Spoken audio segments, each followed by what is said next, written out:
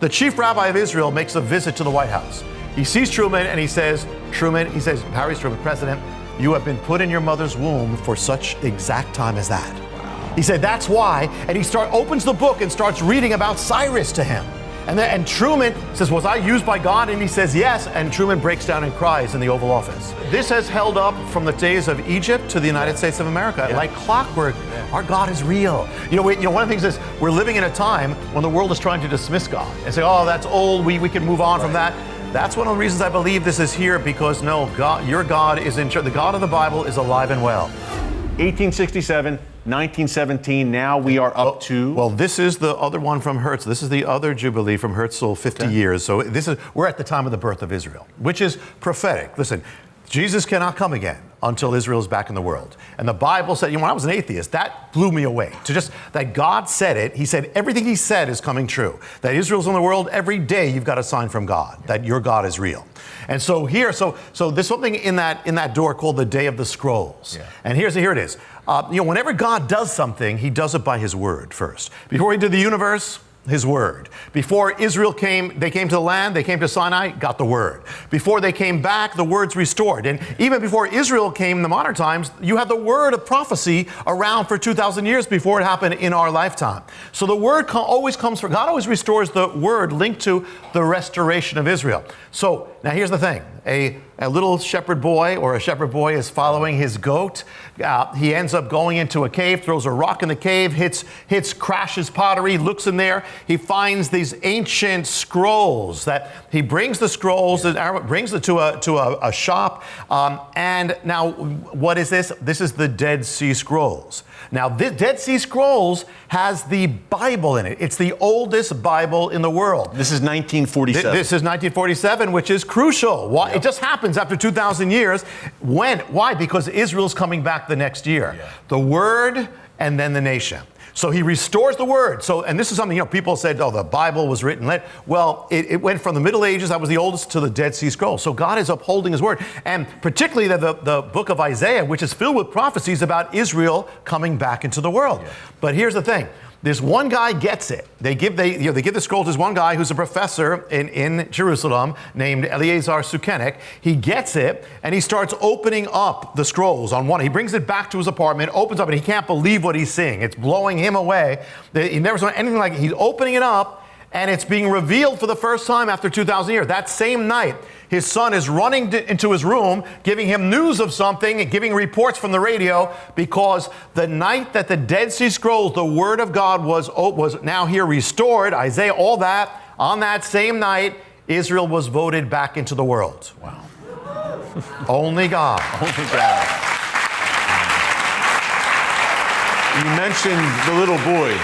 And the oracle. It is fiction, quote unquote. Well, it's framed in that. It's framed just like the Harbinger. Like the Harbinger. Yeah, but be very familiar to people in a great way, because you're on an adventure. You're on an adventure. That's how I felt. Just the settings. We're in the desert. We're in a cave. We're at an oasis with the oracle. This mysterious, divinely inspired figure. Very cool stuff, my friend. Yeah, that's the way, because when I did the Harbinger, when I first wrote the Harbinger, I wrote it completely nonfiction. Yeah. And the Lord just said, okay, you finished, now rewrite the whole thing. Yeah. Because God uses parables and he uses pictures and images to reach more people. So the delivery system is that, but it's filled with, everything it's filled with is real. Yes. And now even America, we've all grown up, many of us grown up in America. We've been blessed to live in America, the head nation in the world with power and all. Well, even America and its rise is part of the mystery. Because if you look at it, you had the Ottoman Empire, had the land, but they're against God's purposes here. Sure. So God says, okay, you're coming down. Yeah. So they come down. And then Britain says, we're going to be for this, and the Jewish people are going to come back. God lifts them up to the pinnacle of their power, the British Empire. Mm-hmm. Then, in between the two wars, England turns against this, and all of a sudden, overnight, the British Empire collapses. Right. So God has to have another power to raise up. That is the United States of America. So America rises up just at the moment that Israel needs it. God, even our nation is part of the mystery. Everything we've experienced is part of the mystery of God. For New York City, where we're sitting right now, that's good news, right? Yeah. Okay. That we keep blessing Israel. Yes. And to New York, where we're at right now, and around the world, this really lines up, I think, Jonathan, when I was reading. Genesis 12:3. Yeah. I will bless those who bless you. God says to Abraham, yeah. I will curse those who curse you. Yeah. In real time. In real time. God keeps his promises. Yes. That's true as a nation, and that's true individually. You bless Israel. I've never met anybody who blessed Israel and wasn't blessed. No. I never met anybody who hated the Jewish people and wasn't cursed. Yeah. Never. Yeah. And this has held up from the days of Egypt to the United States of America like clockwork. Yeah. Our God is real. One of the things is we're living in a time when the world is trying to dismiss God and say, oh, that's old. We can move on from that. That's one of the reasons I believe this is here, because God, your God is in charge. The God of the Bible is alive and well, and He's in charge of everything. That's right. Amen. That's what I believe you all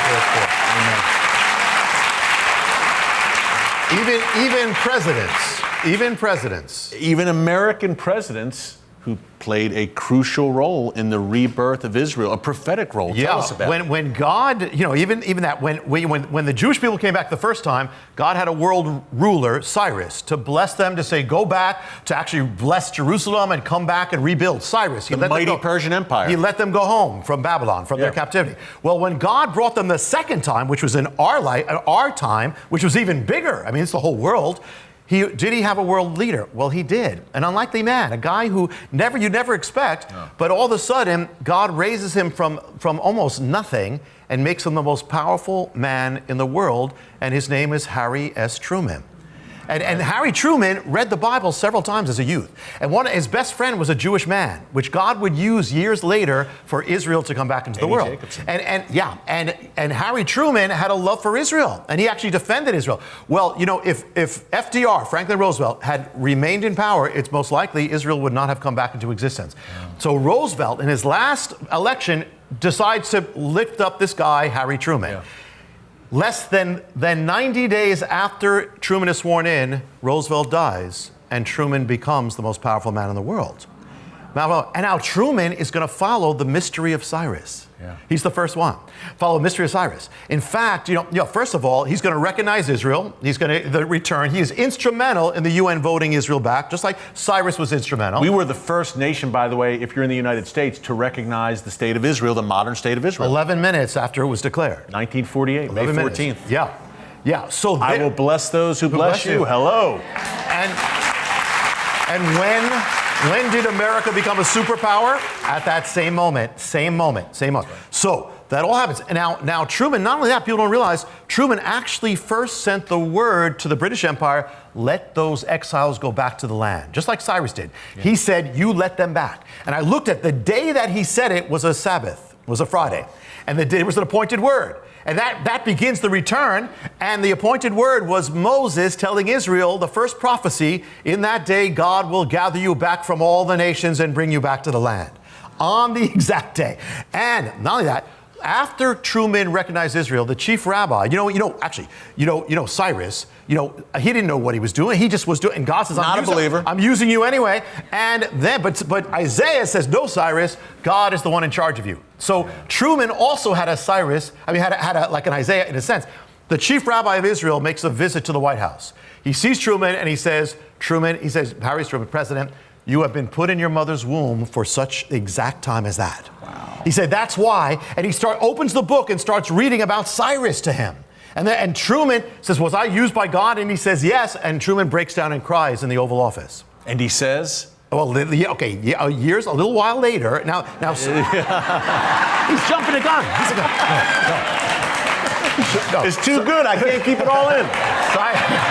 Cyrus would sign his inscriptions saying, I am Cyrus. You can find it, I am Cyrus. Years later, Truman says these words, I am Cyrus.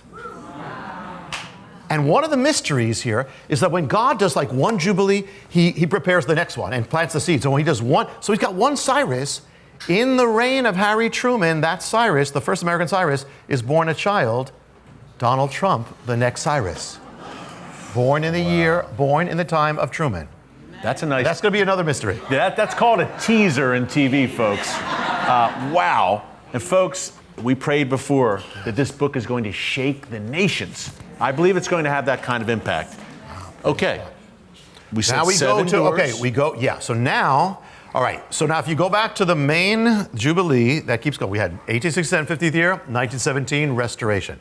Count Count 50 years. See, every time there's going to be a restoration of what was lost. That's Jubilee. You shall go home. Everyone shall return. So count 50 years from 1917. It takes you to the year 1967. Anything significant happen that year? Well, remember when Jesus said, I'm not coming back until the Jewish people say, Baruch haba, blessed is he, in Jerusalem. So they need Jerusalem, and so, but they didn't have Jerusalem when they came back. But God says, I don't care what the UN says. I don't care what the world says. If I said it, I'm going to do it.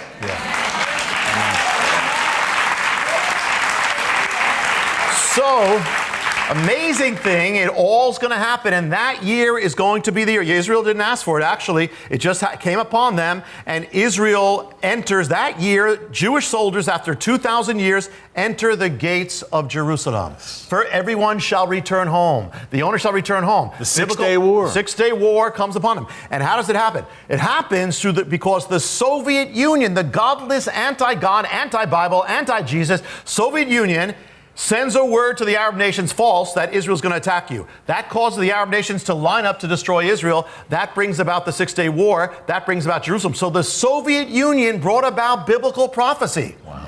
And that tells you something. Yeah. If God can use the Soviet Union, he can use any problem in your life to accomplish his will in your life.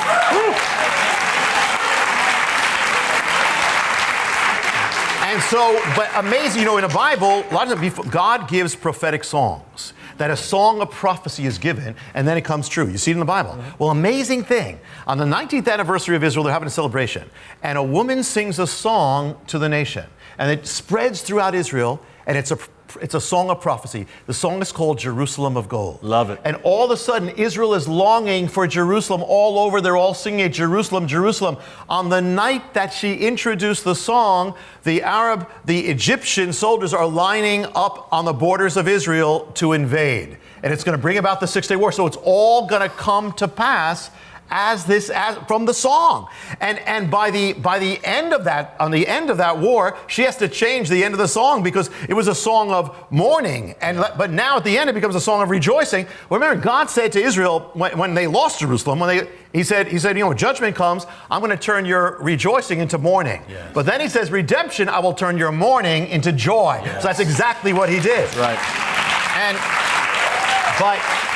But Israel didn't know, when this was all happening, Israel thought it was going to be destroyed. They start preparing coffins. They start dedicating the parkland for cemeteries. Digging graves. There's footage of this in old pictures from 1967. They're actually doing that, but they have no idea that God is at work. And same with our lives. You have no idea, but God is at work. Right. And the thing is that, so they have a secret meeting of the president, the prime minister, and the military men. Said, what do we do? And they make the decision. He says, if we don't go to war now, we're going to be destroyed. So they make the decision on this day, but that day is the Sabbath. Again. So that means there's an appointed word. The appointed word for that day has the words, go to war. Wow. It's the time in the Torah where God tells Israel how to prepare for war and to mobilize all the men. That's what they were doing. And they mobilized all the men up to the age of 50, Jubilee. So they had to be born since the last Jubilee. And at the end of the war, the scripture speaks about getting all the men up to the age of 50, the actual thing. God does it. And there's something amazing called the Masada Mystery. Masada. One of my favorite places in Israel. When you visit, not if you visit Israel, when you visit Israel, you must go to Masada. Masada is the last stand of ancient Israel. It's where they died. Yeah. Jerusalem fell, then Masada fell, and that was the grave. But there, for 2,000 years, there was a mystery hidden on that mountain. God put a parchment there with a prophecy. And it took 2,000 years for the Jewish people to get back and open it up and be blown away by the prophecy. Now, I can't get into everything, okay? Because I'm doing this on the other show. But let me get into a really amazing thing from Masada. We won't tell anybody. No, of course not. Just millions of people around the world. We promise we'll keep it a secret. Okay. So the thing is that when in ancient times, Israel lost Jerusalem, Messiah, Jesus prophesied it, and then a few years later they lost Masada. Well, if God's reversing this redemption, could this reverse? That means when Israel returns to Masada to uncover it, that means soon after that they will return to Jerusalem. Well, the amazing thing, I said, let me look at the exact date when Israel returned to Masada, when they lost Masada in Asia, when they lost Jerusalem, and take the exact amount of days between that and put it back from when they returned to Masada, it's 1,333 days. When you take it back, it comes out to the date of 1967, June 7th, the very day Israel opens the gates of Jerusalem. 6-day war, the exact date. Wow. The Jubilean people, I'll just mention, I mentioned that there was my next question. Now let me show you, I'll show you. I told you they all began in 1867. There was this kind of mystery gathering of Jewish believers. The man who called that gathering, who called it all together, was born in 1817. He was 50 years old, and then he has the gathering. He's the first one. Wow. In that year, 1867, another man is born, another child is born, and when he turns 50, he will play a central role in the next Jubilee. For 2,000 years, there hasn't been Jewish soldiers in Israel. This man is going to lead the first Jewish soldiers back to the land in the year of Jubilee. And he's an Irish Christian. And his name is John Patterson. He actually becomes, he was born in that Jubilee. He plays it in that one, and he actually becomes the godfather of the Israeli army because of him. And before he dies in 1947, as Israel is going to come back, before he blesses a Jewish family. And that family is the Netanyahu family. Wow. Before he dies. And there's so much more, and then in 1917, another child is born in that Jubilee who's going to become a rabbi, Shlomo Goren, and he's going to be the one to sound the shofar, the trumpet, in Jerusalem on the day of Jerusalem in that Jubilee when he's 50 years old. Now, there's another person who was born in 1907, but I cannot divulge it until I talk to that person. But very crucial in this, but it goes all the way up to now. Yeah, and the 6-day war, Jonathan, the way it unfolded, and you unfold it beautifully in the book, the 6-day war, to me, was proof of God's hand on Israel. Yes. All the cards, all the odds were stacked against them. Oh, yeah. And to retake Jerusalem, they didn't expect to retake Jerusalem in that war. They told the people, actually, they said, stay away from Jerusalem. They were afraid of the world with that. They said, but God just forced it. God is going to do it. And notice, every Jubilee is leading up to something. It keeps on building and growing and going to the next one. So, and this is actually going to lead to the next, there's many more mysteries, but this is going to lead to the next door, which is going to take it right up to where we are right now. The mystery of the Jubilee really is the secret really of the end times. Because what is the mystery? It's that everyone shall return to where you left off. So it's return. Yeah. So that the mystery of the end times is return. One is that everything has to go back to where it was at the beginning of the age. So you got the Jewish people were in Israel, they got to go back to Israel. They were in Jerusalem, they got to go back to Jerusalem. But the mystery even gets bigger, because the whole world is going to follow this mystery of Jubilees. The whole world, because this is called the Dark Jubilee in the book, in the Oracle. And that is the world 2,000 years ago, at this time when the Jews were in Israel, wasn't Christian, it was pagan, it was unchristian, anti-Christian. Rome, it was pagan. Yeah. That means the world in the end is going to return to its anti-Christian state. It's unchristian, it's pagan state. Not everybody, but the mainstream culture. And so what are we watching every single day? It's the mystery of this return. Every day that the world throws off another thing and say, I don't want, and we're saying, what's going on? It's the return. Everything is being set in motion. It's going to be a rematch at the end, but the good news on that, there's another return in the book that I have to say, because it is, where was the church 2,000 years ago? It was in Jerusalem. It was the book of Acts. It wasn't established, it wasn't comfortable, it wasn't rich. It was radical, revolutionary, filled with the Spirit, and world-changing and history-changing. That's right. And what that means is, though we see a great falling away, it means that in the end, God is calling the church to go back home to its original state, which is radical, revolutionary, world-changing, Spirit-filled, and unafraid, bold, uncompromised. So even though we're seeing all this and we're seeing people fall away and all that, those who stand will be transformed into what they were, the apostles and the disciples. Yeah. That's why Jewish believers are back, because that's what it was at the beginning. Yeah. The church and Israel were together at the beginning. They haven't been together until now. So it's all coming back. So that's a call for all of us to rise to that calling. So, and even when persecution comes, listen, it was that way back then. Right. That will help mold us to become the apostles, disciples of God we are called to become. Yeah, wow. It's an exciting time to be alive. Yes. We live in perilous times, but we live in Bible times. Yes. today. Yes. And yes. It's so encouraging. People are praying, I say this all the time, people are always praying, Lord, and many you, I wish I lived in Bible times. Congratulations. You've arrived. You're right. Now again, we're only given we're touching doorknobs here of the doors, but I got to do this because it ultimately is about each of us. Yeah. This mystery is about each of us. Because what's the mystery? It's about coming home.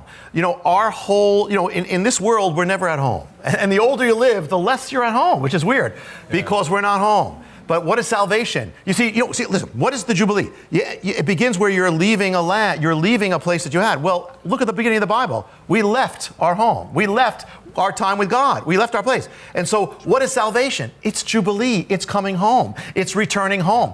Jesus is our Jubilee.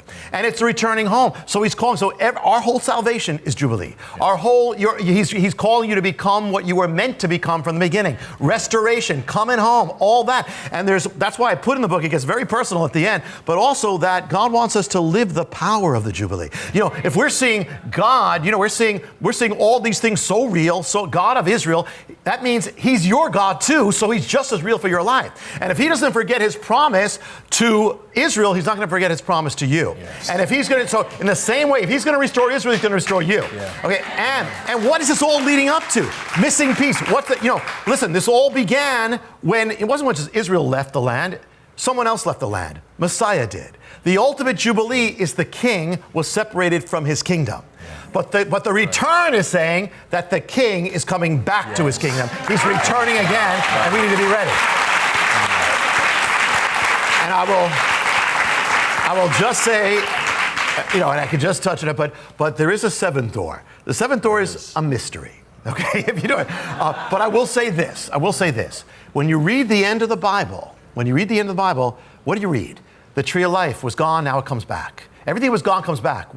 It's coming home. Yeah. What is heaven? It's just like Israel came to Jerusalem, we're coming to Jerusalem. Yeah. And that is the final home. When we come, heaven is the final mystery. That's our ancestral land. That's where we belong. That's where God is calling us. When we get to heaven, we're going to say, we're home for the first time. Yeah. That's what it's all about. And it goes on forever and ever and ever. He's going to restore, wipe away every tear from our eyes, and no more death, no more pain, no more mourning. That is the ultimate restoration. It says, and then he will be ours and we'll be his. That's our possession. God is our possession and we are his. Wow. That's how it goes on forever and ever and ever. Folks, the book is called The Oracle, the Jubilean Mysteries Revealed.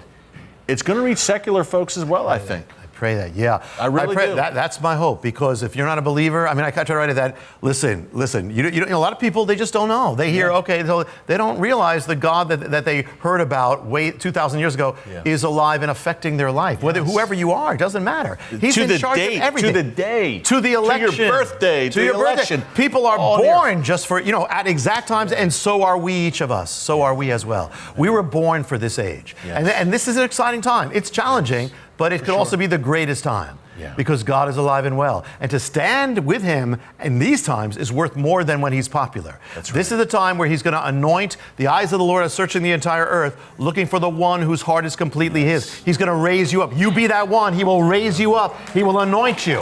He is alive now. And we need to pray for revival because we need to pray for revival. We need revival in America, revival in the world, because if there's not revival, America is down. Right. We need to pray for that, and there can be, but the revival starts with us. Yeah.